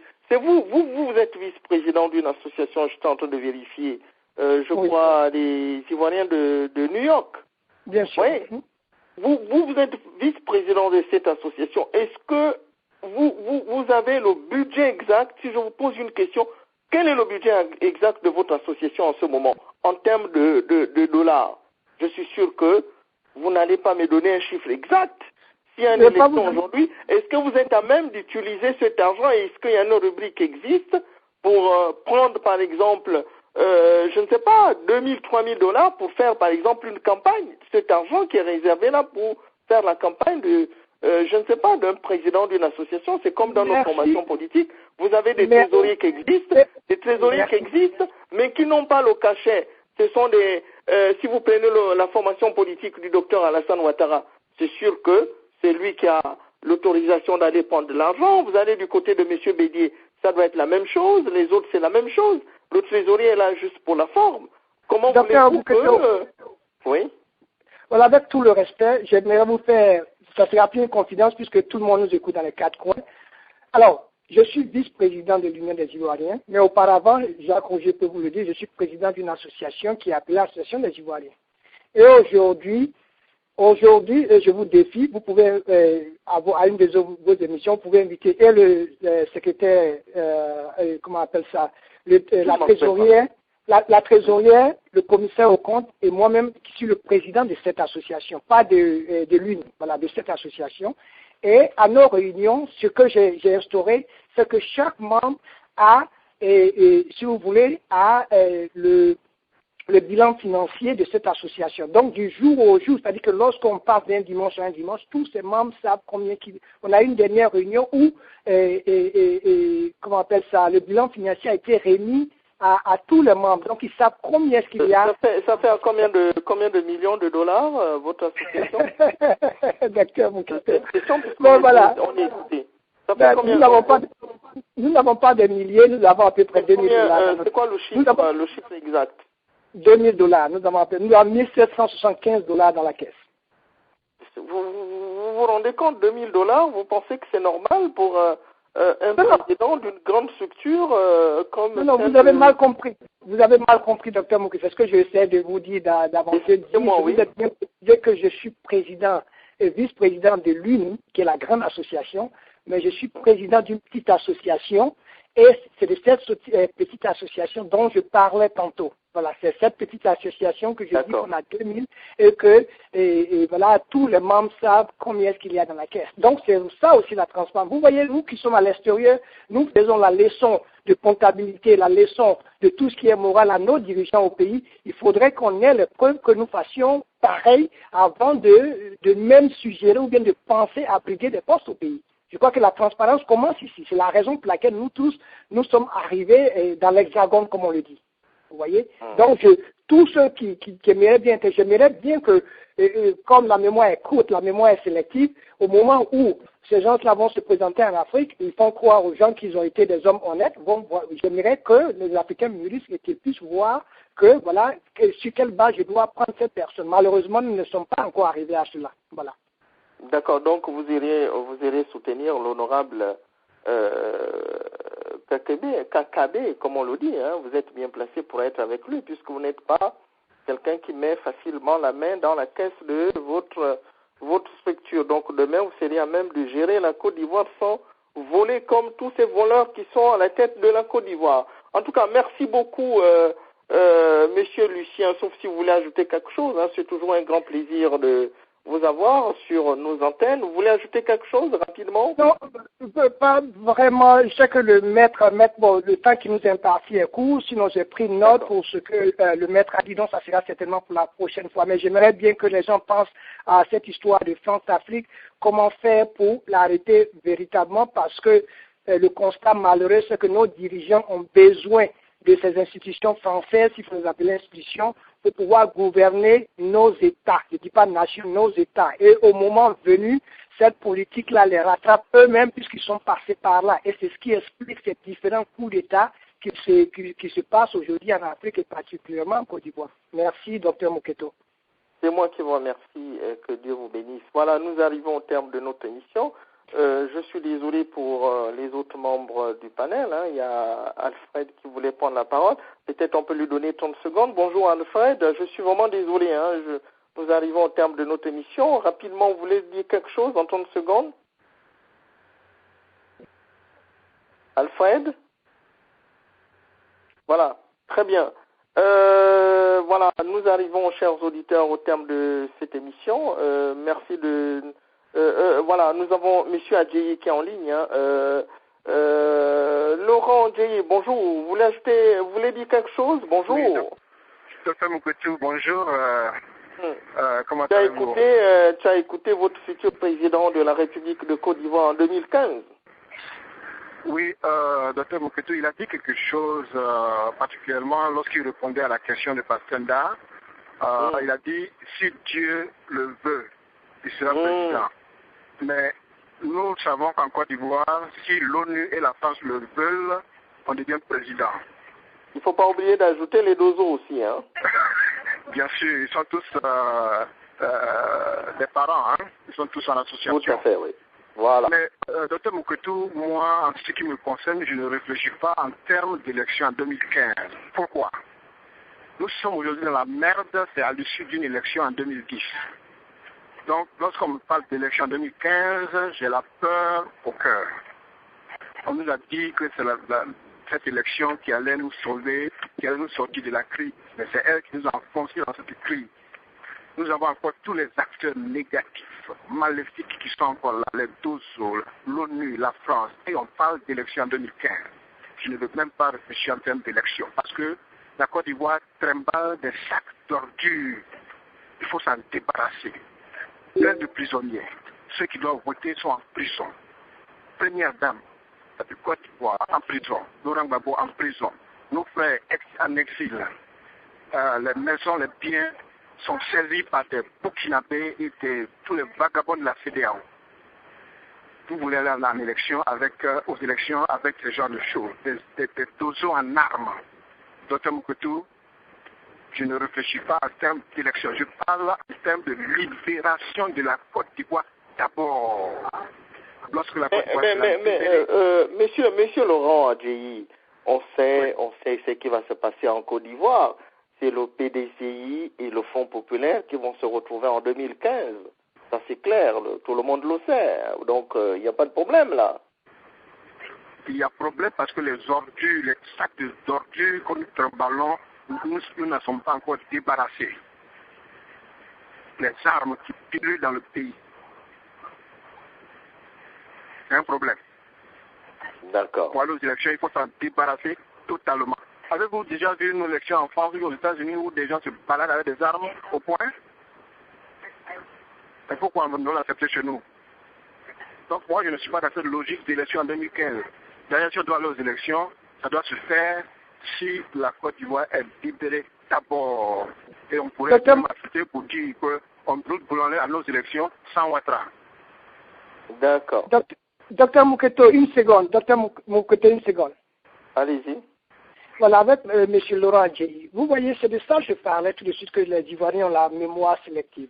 Alors, M. Laurent Adjei qui nous parle qu'il faut que la Côte d'Ivoire soit libérée. En 2010, la Côte d'Ivoire est-elle libérée? C'est la question que j'aimerais bien lui poser. Est-ce que en 2010, la Côte d'Ivoire était libérée? Justement, la Côte d'Ivoire était sous l'emprise de l'ONU, de la licorne. Le pays était divisé en deux. Les rebelles, on nous a promis que les rebelles devaient être désarmés avant d'aller aux élections. Alors, la question que... bien sûr, donnez-moi une minute. Alors, pourquoi est-ce que nous sommes allés aux élections? Justement, on ne devait pas aller à ces élections, mais il y avait tellement la pression sur Laurent Gbagbo. Oh non, monsieur Laurent Adjei, ne donnez pas ce genre de... Vous voyez, c'est ça notre problème en Afrique. Nous tous, on le sait, et moi je vais le confirmer, nous tous, on le savait que le pays n'était pas libéré. La preuve est que les armes circulent aujourd'hui, il ne se passe pas un jour en Côte d'Ivoire que les gens ne soient pas assassinés. C'est ce que je dis le plus souvent aux gens. Nous autres, nous restons un peu à l'écart en tant qu'observateurs, c'est pour éviter certaines choses en tant que leader de communauté, ainsi de suite. Mais voilà ce que vous venez de dire. En 2010, la Côte d'Ivoire n'était pas libérée, nous sommes allés aux élections, sous prétexte qu'il y avait une pression. C'est pas cette même pression qui existe aujourd'hui, ou bien c'est pas cette même pression qui a été depuis lorsqu'il y a eu le coup d'État de 2002, M. Laurent Adjei. C'est pourquoi je ne réfléchis pas en termes d'élection en 2015. D'ailleurs, si elle a lieu, je suis la seule personne à la saboter.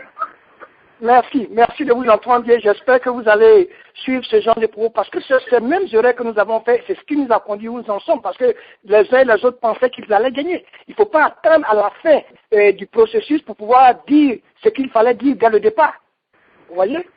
Il ne fallait pas attendre la fin du processus. Voilà. Je suis d'accord avec vous, on n'a pas insisté. Merci. On aurait insisté sur la seule clause, dire que les rebelles doivent désarmer d'abord avant d'aller aux élections. On n'a pas insisté là-dessus. Exactement. Ouais. Merci pour votre intérêt. Merci beaucoup. Voilà.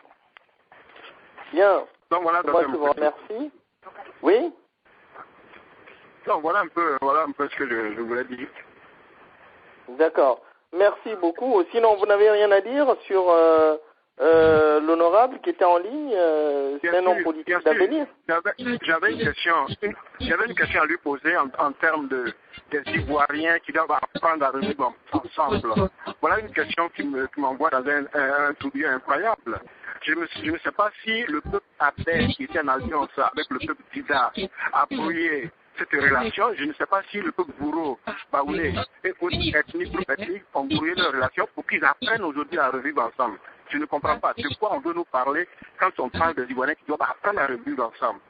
Ils veulent nous dire qu'on doit aujourd'hui apprendre à vivre avec nos bourreaux, ceux qui nous ont, à qui on a donné l'hospitalité, qui sont retournés contre nous comme des ingrats.